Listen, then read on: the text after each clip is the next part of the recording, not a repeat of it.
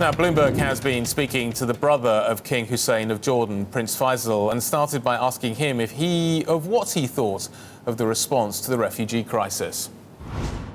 I think there are a number of countries that are trying to play their part. I think understand the human tragedy that has led to this influx of refugees and are trying to cope with it. But at the same point in time, again, they've got to look at what resources they have available and how easy it is and how they can better absorb. So I think there is, by and far, an acceptance of that this is something that Europe needs to do for very humanitarian reasons.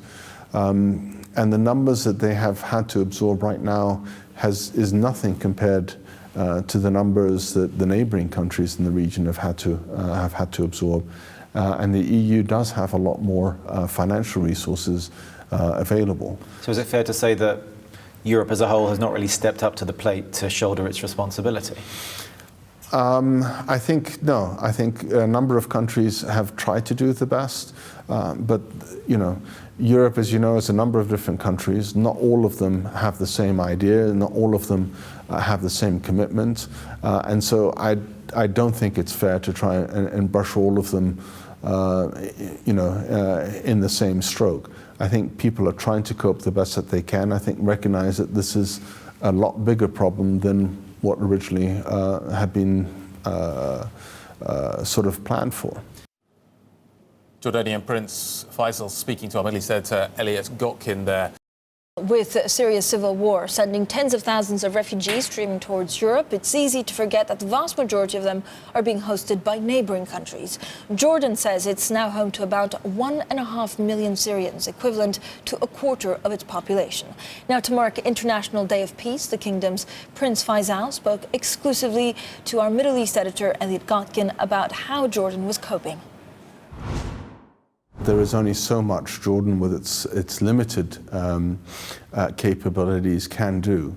The international community has helped shoulder part of that burden, but as you might be aware, with donor fatigue and other issues, we're now 5 years into this crisis. We're having to shoulder the burdens more and more on our own.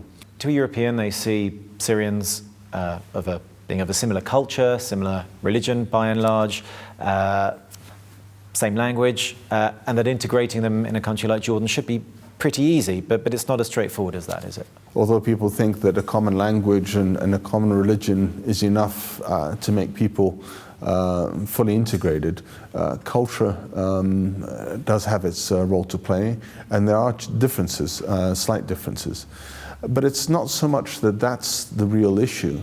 The real issue for us is when you're looking at the integration of communities, is if you've got an influx. So, as I said, when you look at infrastructure, schooling, prior to the crisis, we'd gone to basically almost across the country into one shift program for schools. Now we're having to do double shifts to be able to deal with a number of students that are going to schools. When you look at housing, when you're looking at trying to find infrastructure, even the health services, all of these put a burden. And you will have some Jordanians who sit there and say, well, what about us? Why are we spending so much money on refugees and shouldn't we be looking after ourselves? So you do get those type of tensions that build, and it's primarily because we have limited resources.